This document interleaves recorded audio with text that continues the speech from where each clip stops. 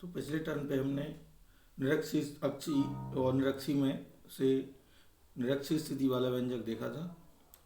तो हम अक्षी वाला भी याद कर लेते हैं और फिर इसी में आगे बढ़ते हैं।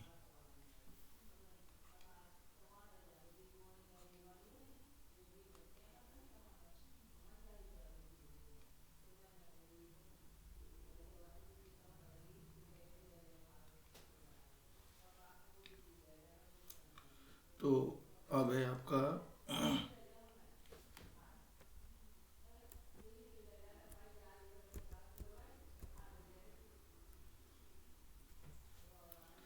द्विध्रुव की अक्षीय स्थिति में वैद्युच्छेद की तीव्रता।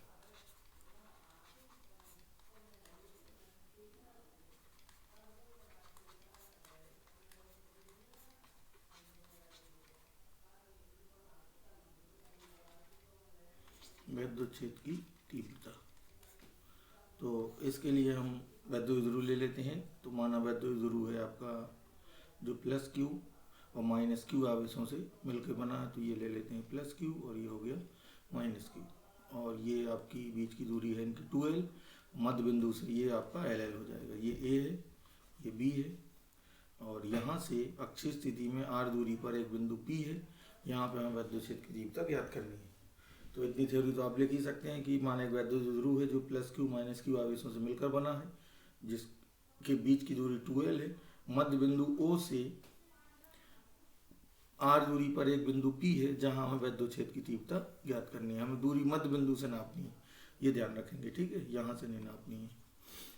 तो मध्य बिंदु से आर दूरी पर एक बिंदु P है जहाँ हमें वैद्युच्छेद की तीव्रता ज्ञात करनी है, ठीक है। तो अब ये दूरी आपकी r plus l, r minus l जो भी होगी, ये बी बिंदु, ये बिंदु। अब हम पी पर किस किस के कारण वैद्युच्छेद होगा, देखिए इस प्लस क्यू के कारण होगा और माइनस क्यू के कारण होगा। तो नेट जो ई पी पर डायरेक्शन हम बना लेते हैं। देखिए जो बी बिंदु पर जो आवेश है वो प्लस चार्ज का है, तो इसकी वजह से जो वैद्युच्छेद ई बी होगा, इसकी डायरेक्शन ऐसे होगी। और ए की वजह से जो वैद्युच्छेद होगा वो होगा ई ए, और इसकी डायरेक्शन आपकी चार्ज की ओर होगी। तो ये नेट वैद्युच्छेद होगा ई ए माइनस ई बी से। और जो बड़ा होगा इसमें से, बड़े में से छोटा हमें घटाना होगा। तो हम यहाँ ई ए ई बी की वैल्यू निकालेंगे पहले। ये तो हमने डायरेक्शन बनाई है दोनों की। तो देखिए अभी हमें इनकी वैल्यू भी निकालनी होगी। तो ई ए का मान कितना होगा, ई ए है आपका ए पर जो आवेश रखा है इसके कारण। तो 1/4πε0 क्यू अपॉन आर स्क्वायर। अब ए के लिए ये पूरी दूरी आएगी। तो देखिए ये इतनी आपकी एल है, तो ये पूरी दूरी हो जाएगी पी तक, यानी ए पी दूरी होगी आर प्लस एल। यहाँ पर पहले क्या आएगा, ए पी स्क्वायर, फिर ए पी की वैल्यू रखी जाएगी 1/4πε0 q upon r plus l का होल स्क्वायर। ये ई ए हो गया। इसी तरह ई बी की वैल्यू निकालेंगे। ई बी के लिए आपकी बी बिंदु पर जो चार्ज है ये आएगा, तो इसकी दूरी होगी आपकी बी पी। तो ये आएगा 1/4πε0 q upon B P square, और बी पी वैल्यू होगी आर माइनस एल। तो ये हो जाएगा 1/4πε0 q upon r minus l का होल स्क्वायर। तो ऑब्वियस सी बात है, यहाँ पे अगर हम ई ए ई बी की तुलना करें तो साफ साफ ई बी हमें बड़ा दिख रहा है, क्योंकि देखिए इतनी चीज़ें तो दोनों में कॉमन है, ये ई ए ई बी में। और जिसका हर छोटा होगा वो बड़ा होगा, तो हर आर माइनस एल छोटा है। तो यहाँ पे हमें साफ साफ दिख रहा है कि E B is greater than E A.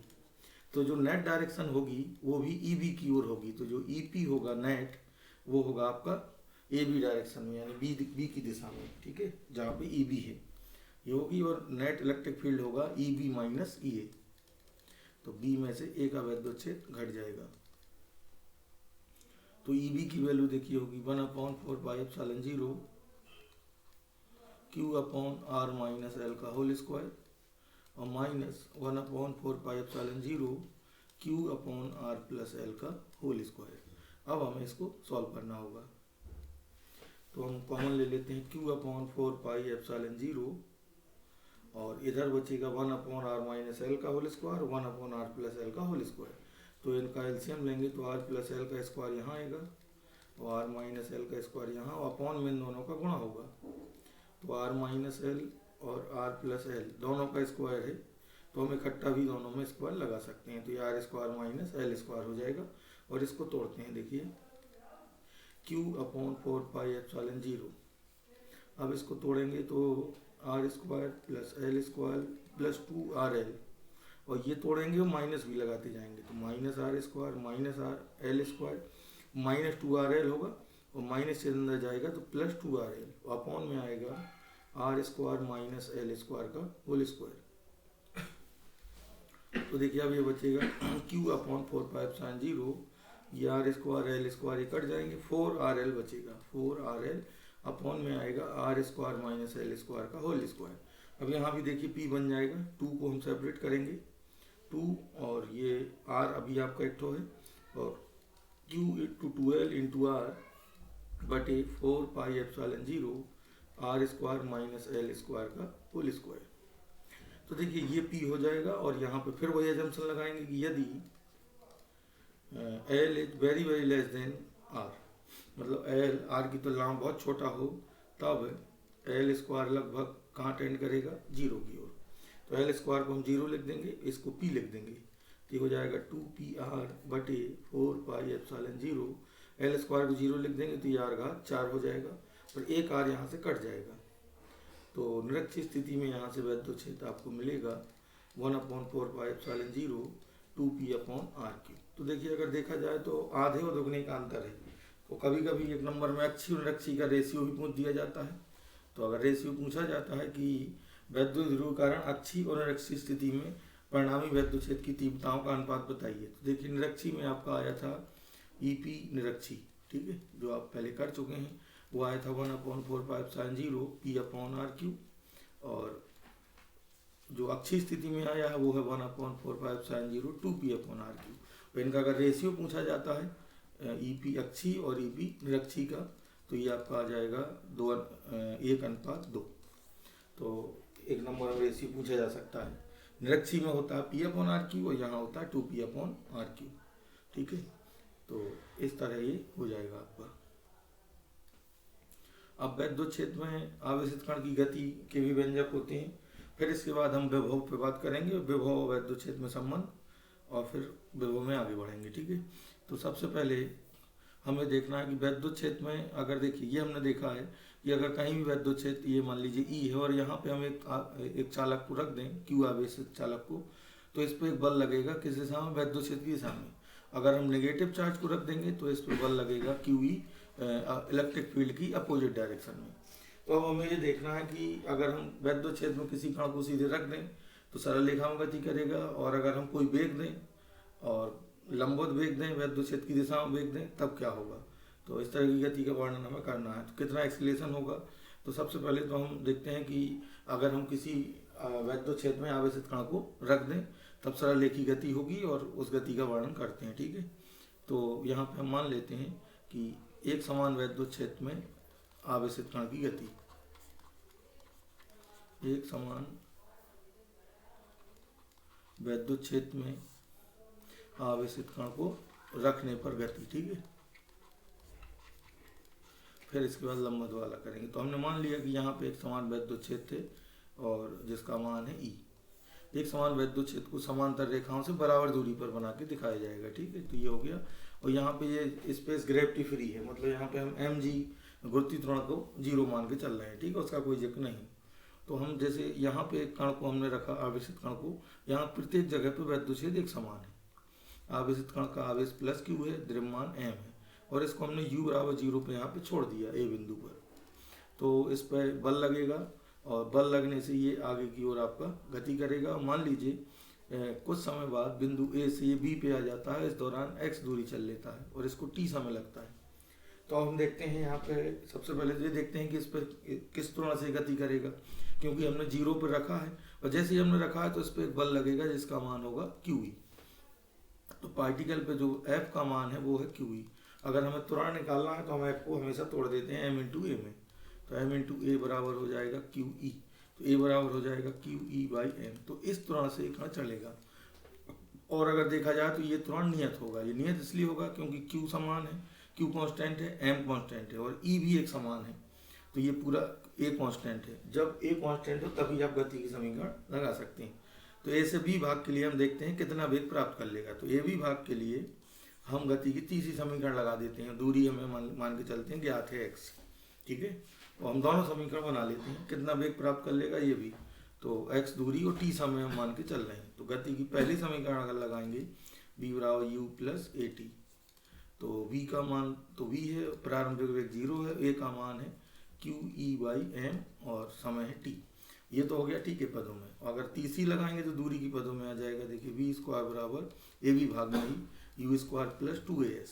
तो v की वैल्यू ठीक है, प्रारंभिक वेग 0 है और 2a की वैल्यू है q e by m into x. तो इतना वेग प्राप्त कर लेता है ये। यहाँ से हम एक रिजल्ट और निकाल सकते हैं, वो ये है। देखिए ये तो वेग आ गया। अगर मैं यहाँ m को यहाँ भेज दूँ और एम वी स्क्वायर इस 2 को अपॉन में ले आऊँ तो ये हो जाएगा क्यू ई और इंटू एक्स।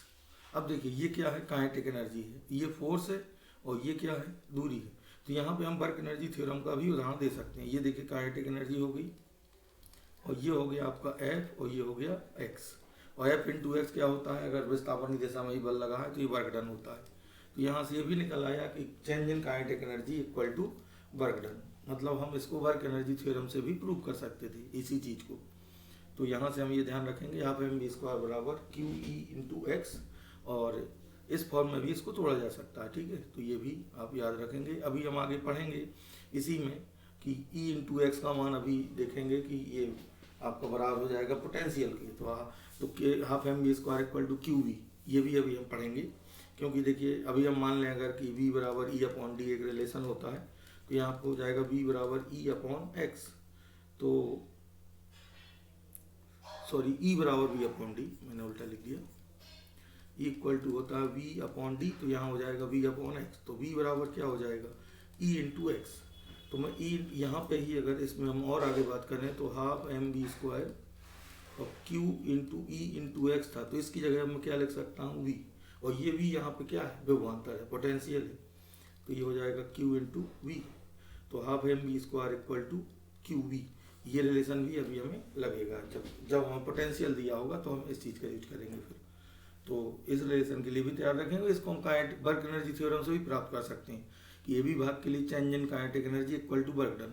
तो चेंज इन काइनेटिक एनर्जी क्या होगी, अंतिम है हाफ एम बी स्क्वायर, प्रारंभिक है 0 और वर्क डन होगा बल गुणा विस्थापन। बल कितना है क्यू ई और विस्थापन कितना है x। तो इससे भी हम इसको फाइंड आउट कर सकते हैं, और बाकी ऐसे भी आप देख सकते हैं इसे। ठीक है, तो ये तो हुआ कि हमने कण को रख दिया। अब हम मान लीजिए किसी वेग से इसको प्रोजेक्ट करें और वैद्युत क्षेत्र के लंबवत प्रोजेक्ट करें, तो इस केस में कण का मार्ग पूछा जाता है जो कि पैराबोला आएगा। तो हम इसको कह सकते हैं कि एक समान वैद्युत क्षेत्र के लंबवत आवेशित कण की गति, वैद्युत क्षेत्र ई के लंबवत आवेशित कण की गति। तो इसमें आपका पैराबोला बनेगा और इसमें जो इक्वेशन आएगी और वर्टिकल विस्थापन और हॉरिजॉन्टल विस्थापन दोनों पूछे जाते हैं। तो हम सबसे पहले अज्यूम कर लेते हैं कि माना एक समान वैद्युत क्षेत्र है ई, जो मान लिया हमने कि नीचे की ओर है। ठीक है, इसको आप एक समान ही मानेंगे। तीर हमारे अगर अलग अलग भी हैं तो आप एक से मानेंगे कि ये बराबर दूरी पर हैं। तो चलिए यहाँ पे हमने एक आवेशित कण को प्रोजेक्ट किया u वेग से। इसका द्रव्यमान m है और आवेश है इसका प्लस q। ठीक है, ये अब हमें अगर हम वैद्युत क्षेत्र ऊपर की ओर मान लेंगे, अगर हम इसको ऋण आवेशित मान लें तो बल इस पर ऊपर लगेगा। तो अगर ऊपर की ओर विस्थापन देखना है तो आप माइनस मान लीजिए, या वैद्युत क्षेत्र ऊपर लगा लेते, ये कोई मुद्दा नहीं है, विस्थापन आपका ऊपर हो या नीचे हो कोई दिक्कत नहीं। तो मैं माइनस ले लेता हूँ ताकि वैद्युत क्षेत्र ऊपर की ओर लगे, बल ऊपर लगे ताकि विस्थापन ऊपर हो जाए। अगर नीचे भी आ रहा है तो वो भी गलत नहीं। ठीक है, वही चीज़ है वो। तो हमने इसको माइनस ले लिया। अब अगर देखिए इसको हमने u वेग दिया और यहाँ पे भी हम गुरुत्वीय त्वरण को 0 मान के चल रहे हैं, ग्रेविटी फ्री स्पेस में ये एक्सपेरिमेंट हो रहा है।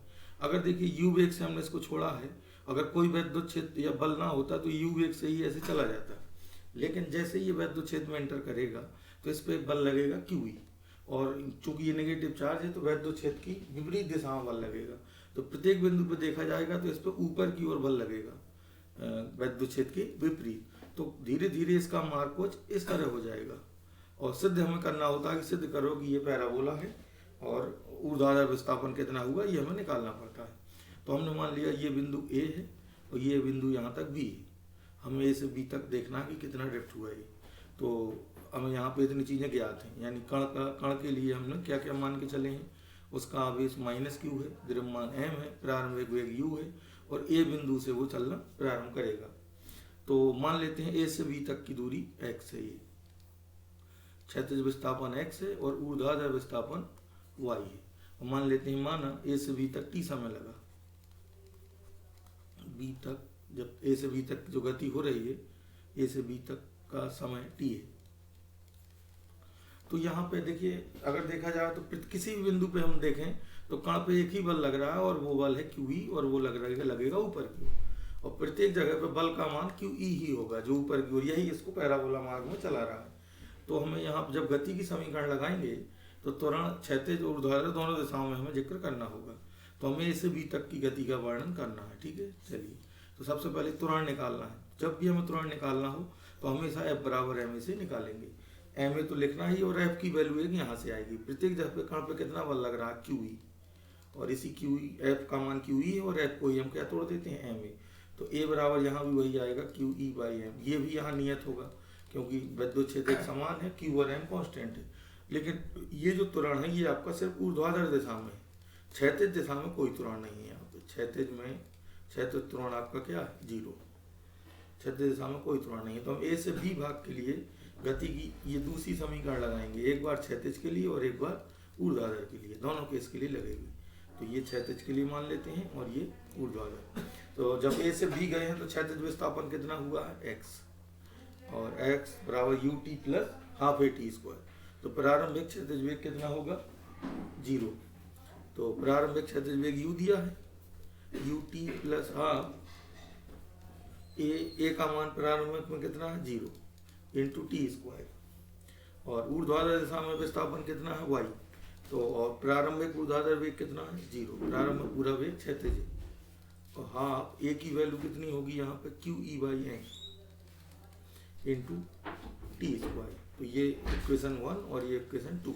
अब हमें यहाँ पे कण के मार्ग का हमें समीकरण निकालना है। तो हम यहाँ पे t को विलुप्त करेंगे, जैसे हम प्रक्षेप गति में करते थे। तो एक समीकरण है हमारे पास x बराबर ut, ये पहली समीकरण। दूसरी है y बराबर 1/2 QE/m इंटू t², ये दूसरी इक्वेशन है।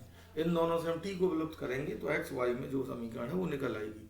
वहाँ से प्रूफ भी हो जाएगा कि ये पैराबोला है। तो 1 से t का मान आएगा x/u, ये रख देंगे 2 में। तो y बराबर QE/2m, t² की जगह आएगा x²/u²। तो अगर देखिए हम इतनी चीज को कांस्टेंट मान लें इसको, तो ये हो गया y समानुपाती x²। तो ये आपका पैराबोला है, ठीक है। और y समानुपाती x² का ग्राफ भी अगर हम देखें तो ओपनिंग अपवर्ड, अगर पॉजिटिव के लिए बनाएंगे तो ये इस तरह मिलेगा, ठीक है। तो यहाँ से पैराबोला है। कभी कभी ऊर्ध्वाधर विस्थापन ही पूछ दिया जाता है, तो ये y का मान है, क्षैतिज विस्थापन x है, ये आपका प्रारंभिक वेग है, m कण का द्रव्यमान है। तो इस समीकरण से आप ये भी कह सकते हैं कि ये परवलय है, और यहाँ से ऊर्ध्वाधर ड्रिफ्टिंग भी निकाल सकते हैं। आप गति की अलग अलग समीकरण लगा के भी इसको आसानी से समझ सकते हैं, इसमें आपका कोई बहुत ऐसा नहीं है। तो कण का मार्ग, तो अगर 1 नंबर का यहाँ पर क्वेश्चन बनता है कि यदि हम किसी आवेशित कण को एक समान विद्युत क्षेत्र के लंबवत प्रक्षेपित करें तो कण का मार्ग कैसा होगा। तो लंबवत प्रक्षेपित करने पर कण का मार्ग परवलय होगा, और ऊर्ध्वाधर क्षैतिज विस्थापन पूछा जाता है तो इस तरह आप उसको कैलकुलेट करेंगे। तो ये हो गया आपका विद्युत क्षेत्र, ठीक है। अब कुछ इसके हम एग्जाम्पल लेते हैं छोटे छोटे से विद्युत क्षेत्र के, और फिर विभव पे आएंगे। तो एक बहुत छोटा सा उदाहरण है कि यदि समबाहु त्रिभुज के तीनों शीर्षों पर Q आवेश रखा है तो उसके परिकेंद्र पर विद्युत क्षेत्र की तीव्रता बताओ। के तीनों शीर्षों पर Q आवेश है, तो त्रिभुज के परिकेंद्र पर, परिकेंद्र कहें या केंद्रक कहें या उसके केंद्र पर नेट विद्युत क्षेत्र कितना होगा, ठीक है। मतलब मैं फिगर बना देता हूँ कि ये आपका एक समबाहु त्रिभुज है जिसकी भुजा A है, इसके तीनों शीर्षों पर +Q चार्ज रखा है। अब इसका जो परिकेंद्र है या इसका ज्योमेट्रिक सेंटर है, यहाँ पे विद्युत क्षेत्र की तीव्रता पूछी गई है। तो इस पर मैं इसलिए जिक्र कर रहा हूँ कि यहाँ पे सिमेट्री का यूज होता है। और देखिए अगर मैं यहाँ पे बल निकालूं, वैद्युच्छेद निकालूं, तो वैद्युच्छेद बिंदु आवेश के कारण क्या फार्मूला होता है कि अगर Q आवेश है उससे r दूरी पर हमें इलेक्ट्रिक फील्ड फाइंड करनी है E, तो इसका फार्मूला होता है 1/4 sin 0 Q/r²। और अगर पॉजिटिव चार्ज है तो away from the charge direction होगी, और नेगेटिव चार्ज है तो टूवर्ड्स द चार्ज यानी आवेश की ओर वैद्युच्छेद होगा। तो यहाँ पर देखिए A पर जो आवेश है इसके कारण जो वैद्युच्छेद होगा वो ऐसे होगा, ये A है, ये B है और ये C है, तो ये E A मान लेते हैं A के कारण। और देखिए B के कारण जो वैद्युच्छेद होगा यहाँ पे इसको मिलाएंगे तो ये EB आपका इस तरह होगा, और C के कारण जो वैद्युच्छेद होगा EC वो ऐसे होगा। तो यहाँ पे अगर देखा जाए, मैं यहाँ पे अगर पूरा परिवेद भी इसका बना लूँ तो इस तरह बनेगा। तो केंद्र पर बना कोण परिधि पर बने कोण का दूना होता है, उस आधार पर हम कह सकते हैं कि ये 60 है पूरा, तो ये पूरा कितना होगा 120, ये पूरा डबल हो जाएगा। तो इनके बीच अगर हमें कोण देखना है, ये जो एंगल बन रहे हैं, तो यहाँ से निष्कर्ष निकलेगा कि केंद्र पर 3 इलेक्ट्रिक फील्ड आ रहे हैं, एक है EB और एक है आपका EC, इनका रिजल्टेंट हमें निकालना है, और एक है आपका EA, और इनके बीच का कोण आपका आएगा 120 अंश। और अगर हम परिमाण इनका निकालें तो चूंकि देखिए दूरियां ये समान है, अगर मैं इसको O मान लूँ तो देखा जाए तो OA और OB और OC ये दूरियां समान होंगी। तो यहाँ से हम ये भी निष्कर्ष निकाल सकते हैं आवेश समान है, तो यहाँ से ये भी निष्कर्ष निकलेगा कि EA, EB और EC समान होगा। तो अब यहाँ से हम एक थ्योरम ये लगा सकते हैं कि अगर ये तीनों समान हैं, तो पहले तो मैं इसको पर्टिकुलर बता देता हूँ, फिर इसे जनरलाइज कर लेंगे। तो E ये सेम होंगे, तो और 120 है, ये 120 है, ये 120 है। अगर देखा जाए इस E और इस E का 120 पे आप परिणामी निकालेंगे तो E ही आएगा, ये ऐसे, और ये जो E आएगा ये E और ये E एक दूसरे को निरस्त कर देंगे। लेकिन इसको हम डायरेक्ट भी सीखेंगे, पहले तो मैं आपको कैंसिल करके दिखा देता हूँ। देखिए इस तरह आपका फिगर था, ये 120, ये E और ये E, ये सब 120 है, ठीक है। तो मैं इन दोनों का रिजल्टेंट अगर निकालूं यहाँ पे E और E का 120 अंश पे, E और E का 120 अंश के कोण पे, तो ये आएगा E स्क्वायर और 2EE cos 120। तो देखिए cos 120 का मान होता है -12, तो ये आपका 2E स्क्वायर और इसकी वैल्यू है -12, तो ये E स्क्वायर या -E स्क्वायर आएगा, तो कट के कितना आएगा E, और दो बराबर सदस्यों का परिणामी कोणधक रेखा से जाता है। तो जब दो का निकालोगे तो E आएगा ऐसे, और ये E पहले से है ये वाला, तो ये E और ये 180 पे हो जाएंगे, तो एक दूसरे को निरस्त कर देते हैं। तो यहाँ से तो ये मैंने आपको पूरा कैलकुलेशन से दिखाया, लेकिन एक जनरल थ्योरम है उसका हम यहाँ पे यूज करेंगे। मैं उसको पहले लिख देता हूँ, फिर मैं इसको समझा देने की कोशिश करता हूँ, ठीक है। कि जब, ध्यान से इसको समझेंगे, जब n बराबर सदिश, अब उस सदिश में आपका कोई भी सदिश राशि, जब n बराबर सदिश, उस सदिश में आपका वैद्युच्छेद हो सकता है, बल हो सकता है, और कोई भी सदिश राशि हो सकती है, ठीक है, कोई भी सदिश राशि। तो हम ये कहेंगे कि जब n बराबर सदिश किसी बिंदु पर 2π/n कोण पर कार्यरत हूँ, 2π/n कोण पर कार्यरत हूँ, तब इनका परिणामी शून्य होता है। ये जनरल थ्योरम, तब इनका परिणामी शून्य होता है। तो यहाँ से हम कुछ एग्जाम्पल जनरलाइज कर सकते हैं, तब इनका परिणामी शून्य आएगा। तो यहाँ पर देखिए कितने बराबर सदिश थे, 3, तो मैं n की जगह 3 रख दूं, तो यहाँ क्या बनेगा कि 3 बराबर सदिश कितने कोण पर कार्यरत हूँ, 2π/3 पर। 2π/3 का मतलब क्या हुआ, 120, तो इनका परिणामी क्या आना चाहिए था, 0, तो इसलिए यहाँ पे 0 आया था। तो इस तरह से हम ये जनरलाइज कर सकते हैं यहाँ पे कि कोई भी सिमेट्रिक समबाहुभुज आकृति हो, समबाहुभुज में क्या क्या आ जाएगा, कोई भी समबाहुभुज आकृति हो, जैसे समबाहु त्रिभुज, फिर आ गया आपका वर्ग, फिर आ गया आपका समपंचभुज, इसको समपंचभुज मान के चलेंगे, फिर आ गया आपका समषटभुज, और इनकी सभी शीर्षों पर Q आवेश रखा हो, और इनके ज्योमेट्रिक सेंटर पर जो इनका ज्यामिति केंद्र है वहां पर नेट इलेक्ट्रिक फील्ड पूछा जाएगा, सभी में Q आवेश रखकर, तो इनका परिणामी 0 ही आएगा, ठीक है, ये ध्यान देंगे। इनका रिजल्टेंट सभी में क्या मिलेगा, 0। तो उसी का ये जनरलाइजेशन है, क्योंकि ये उसी को फॉलो कर जाएंगे कि n बराबर सदिश 2π/n कोण पर कार्यरत हो।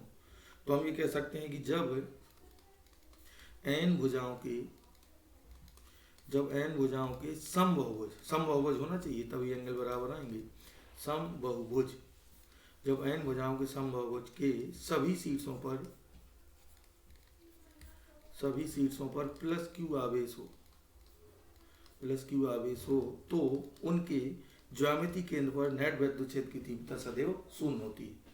तो उनके ज्यामिति केंद्र पर, ज्योमेट्रिक सेंटर पर, ज्यामिति केंद्र पर E बराबर 0 होता है। ये आप जनरल याद रखेंगे। मतलब समबाहु त्रिभुज के तीनों शीर्षों पर बराबर आवेश है तो केंद्र पर 0, वर्ग के चारों शीर्षों पर अगर बराबर आवेश है तो केंद्र पर 0, पंचभुज में सभी पर रखा है तो 0। इसी तरह षडभुज में कोई भी बहुभुज हो, ठीक है, अगर सभी में बराबर आवेश रखा है और सम बहुभुज है तो केंद्र पर 0 आएगा। इसको जरूर याद रखेंगे। और वर्ग में देखिए हो जाएगा 2π/4 कोण पे, यानी 90 पे हो जाएंगे। पंचभुज में आपके हो जाएंगे 2π/5 कोण पे, तो उसी तरह उसको जनरलाइज हो जाएगा वो, ठीक है। तो इस चीज का आप ध्यान रखेंगे। ये कुछ वैद्युत बल रेखाएं बनी हैं धन और ऋण आवेश के कारण, तो ये आप बनाना जानते हैं कि अगर प्लस क्यू आवेश है तो वैद्युत बल रेखाएं आपकी इससे रेडियली आउटवर्ड बाहर की ओर निकलेंगी और अनंत की ओर जाती हुई प्रतीत होंगी, और तीव्रता दूरी बढ़ने पर धीरे धीरे इसकी क्षीण होगी। तो इस तरह बनेंगी।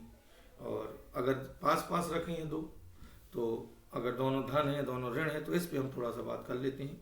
जैसे एक आपका मान लीजिए धन Q1 है और एक ऋण Q1 है, जो ये दिखाया गया है। तो इसकी वैद्युत बल रेखाएं जो बनेंगी तो हमें सभी प्रॉपर्टी का ध्यान रखना है। इनकी जो खास बातें वो ये हैं कि ये कभी काटती नहीं है, ये धन आवेश से निकलती हैं, ऋण आवेश पर प्रवेश करती हैं, तो ये सारी प्रॉपर्टी फॉलो होना चाहिए। तो देखिए अगर हम इन दोनों का बनाना चाहते हैं कि प्लस Q1 और माइनस Q2 अगर ये एक साथ रखे हैं तो इनकी वैद्युत बल रेखाएं किस तरह बनेंगी, तो सभी का गुण फुलफिल होना चाहिए। तो देखिए यहाँ से तो निकलेंगी और यहाँ एंटर करना चाहिए, तो इनका क्या समझौता होगा, इनका ये समझौता होगा कि रेज ऐसे आएगी, इससे निकलेगी और इस पे एंटर कर जाएगी, तो दोनों का काम बन जाएगा। इसी तरह सिमेट्री से एक ये होगी, एक सीधे सीधे भी होगी, और एक ये होगी आपकी ऐसे आके इस पे समाप्त हो रही होगी। इसी तरह ये होगी, ये पदार्थ के अंदर से नहीं जाती हैं, यानी बंद वक्र नहीं बनाती हैं, ये भी ध्यान रखेंगे, बंद वक्र नहीं बनाती हैं। तो बस जो भी प्रॉपर्टी है वो पूरी फुलफिल होना चाहिए। अगर मान लीजिए दोनों धन आवेश होते तो देखिए किस तरह रिपेल करेंगी धन आवेश में। जैसे मान लीजिए ये प्लस Q1 है और ये प्लस Q2 है, तो देखिए अब यहाँ से जो निकलेगी और इसके लिए भी निकलेगी, तो देखिए इनका ये जो निकलेगी इससे और इससे, तो इन दोनों का समझौता कुछ इस तरह होगा। देखिए ये और ये ऐसे दोनों रिपेल कर जाएंगे ऐसे, और इस तरह प्रतीत होंगे कि कटे नहीं।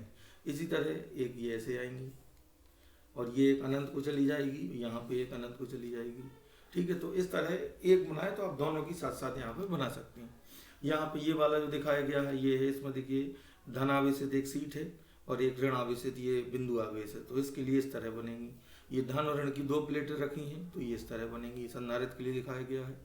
और ये कभी काटती नहीं है और हमेशा लंबवत निकलती हैं सरफेस के, तो इस तरह की कुछ प्रॉपर्टी इनकी ध्यान रखनी है।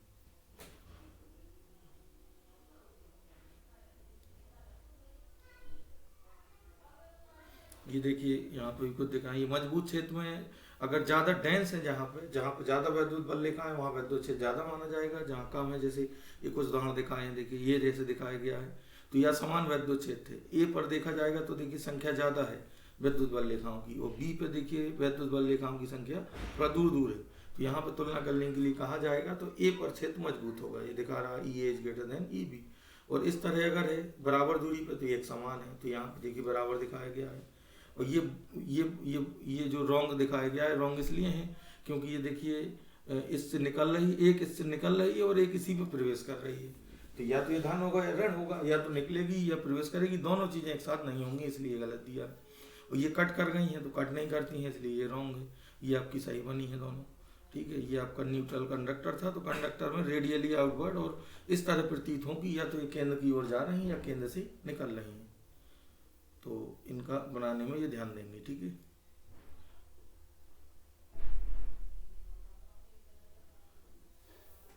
अब ये कुछ क्वेश्चंस हैं, इसमें हम वेक्टर के हिसाब से जनरल भी लिख सकते हैं। जैसे देखिए कह रहा है 1.009 माइक्रोकूलाम बिंदु आवेश को मूल बिंदु पर रखा गया है, इसके कारण बिंदु 2√2√7, 0 पर वैद्युत क्षेत्र की तीव्रता ज्ञात करिए। तो यहाँ पे हमें इसको लगाना पड़ेगा वेक्टर फॉर्म में, क्योंकि देखिए ये 3D में बात की गई है और वैध छेद की तीव्रता यहाँ पे जो आंसर भी दिया गया है वो 3D में, और हम मैग्नीट्यूड के हिसाब से भी वैसे इसको फाइंड कर सकते हैं, लेकिन यहाँ पर वेक्टर फॉर्म में अगर कहा जाए तो फिर हमें वेक्टर फॉर्म में लगाना पड़ेगा, तो उसके लिए हमें वेक्टर निकालना होगा। तो देखिए पहले मैं वेक्टर के हिसाब से आपको समझा देता हूँ कि जो बिंदु आवेश का सूत्र होता है उससे r दूरी पर हमने a पर वैद्युच्छेद की तीव्रता का परिमाण देखा था 1/4π Q/r²।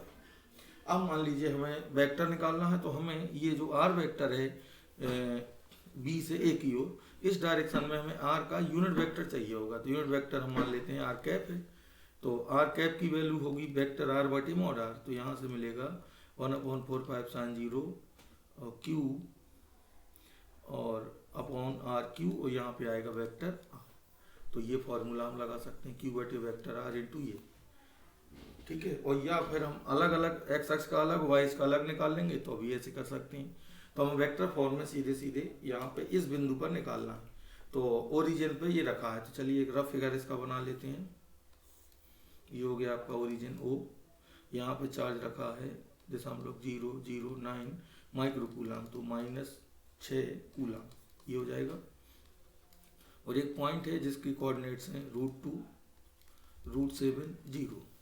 तो हम क्या करेंगे, पहले हम ये r वेक्टर निकाल लेंगे, O से A को मिलाने वाला, इसी को हम r वेक्टर कह देते हैं। और वेक्टर r का मान होगा, इसमें से ये सब्ट्रैक्ट होंगे, तो ये आ जाएगा √2 i कैप और √7 j कैप और 0 k कैप, ये वेक्टर r आ गया। अब हम इसका परिमाण भी अगर निकालें तो वेक्टर r का परिमाण क्या होगा, √i के गुणांक का वर्ग और j के गुणांक का वर्ग, तो ये आएगा आपका 3, r का मान 3 हो गया, ठीक है।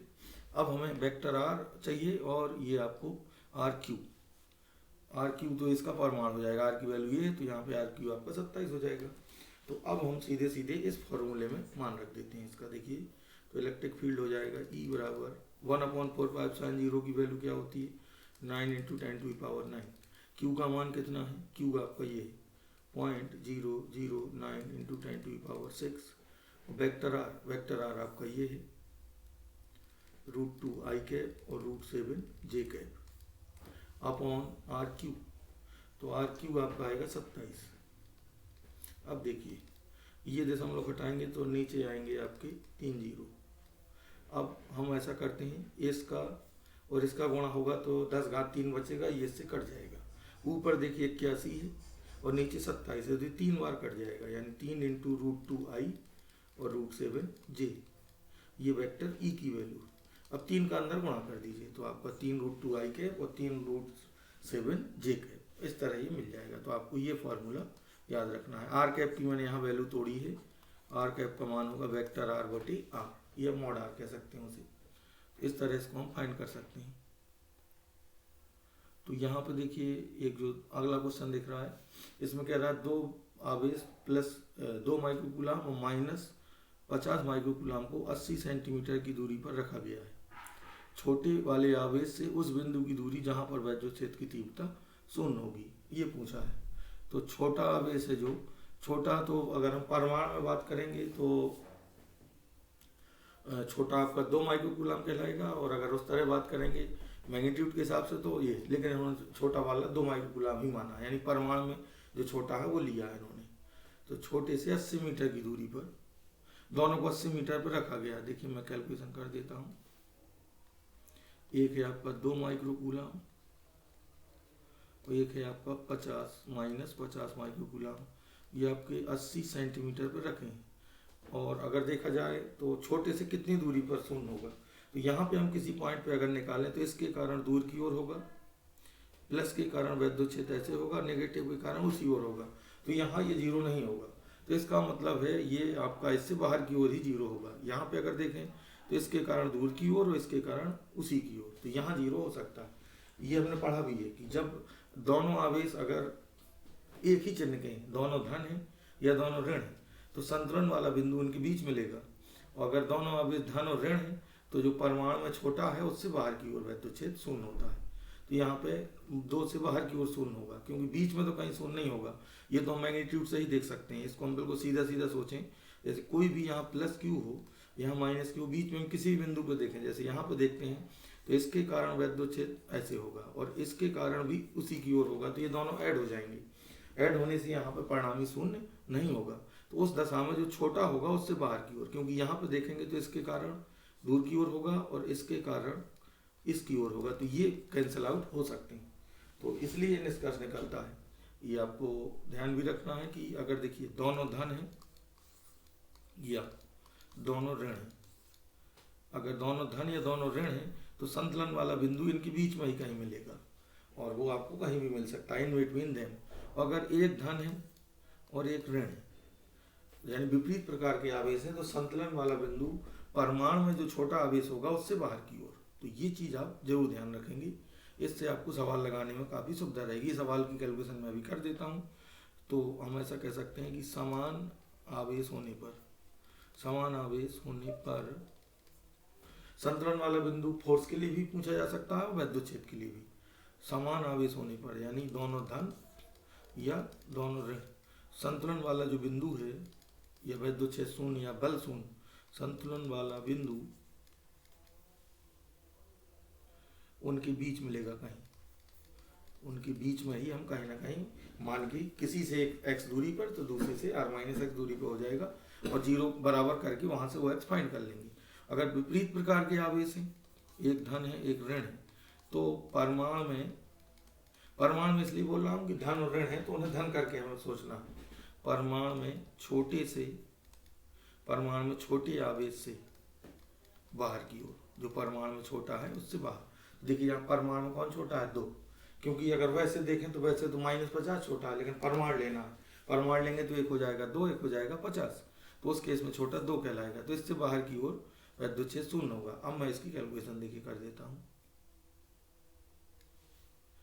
तो इधर बना लेते हैं, ये आपका था 2 माइक्रो कूलम, ये आपका था -50 माइक्रो कूलम और ये दूरी थी 80 सेंटीमीटर और ये हमने मान लिया कि यहाँ से x दूरी पर शून्य होगा, तो इसके कारण जो डायरेक्शन होगी वो ये होगी, E1 मान लेते हैं, और इसके कारण जो डायरेक्शन होगी वो ये होगी, इसे E2 मान लेते हैं।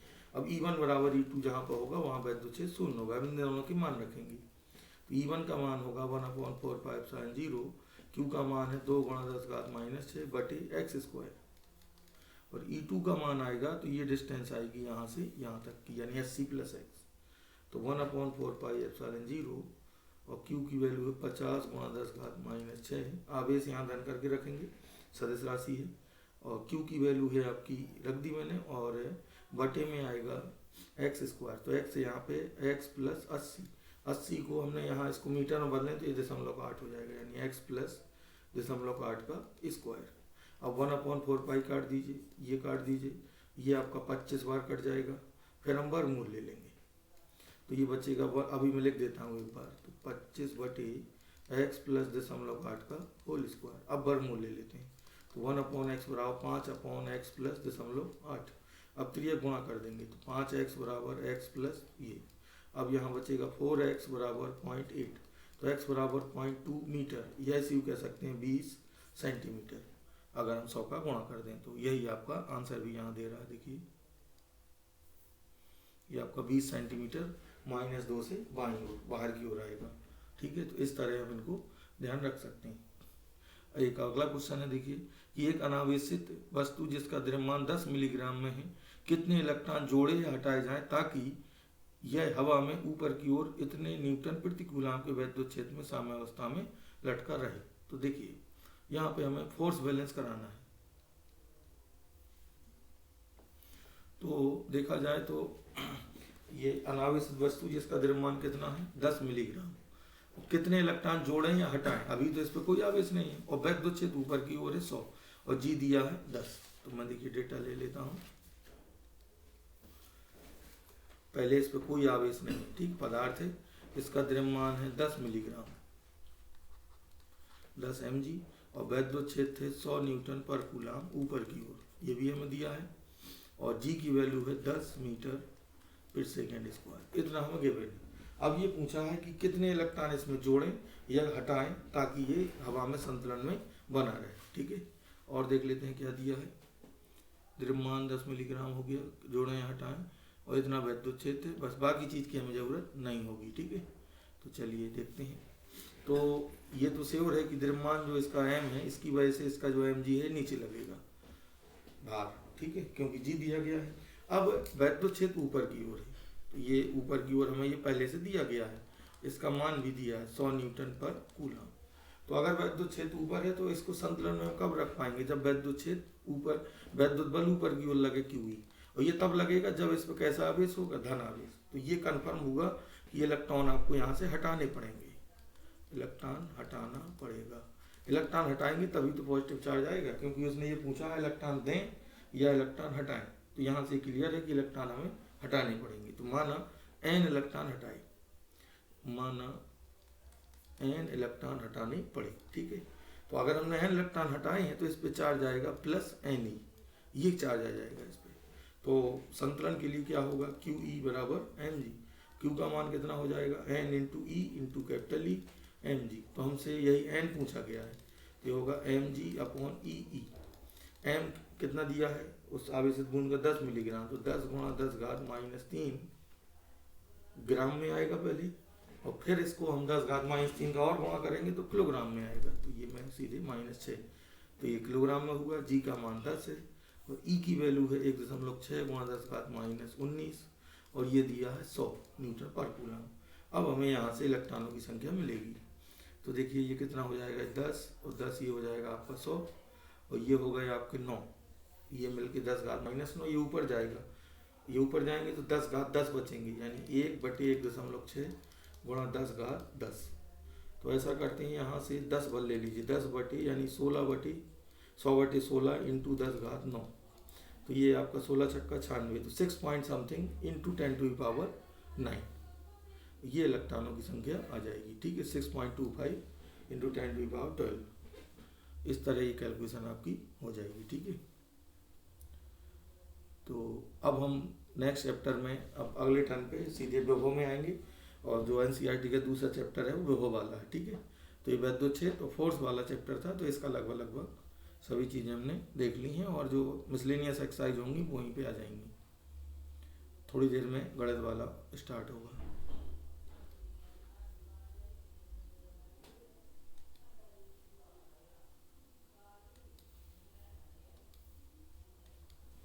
कुछ देर से बंद ना हो गया यार।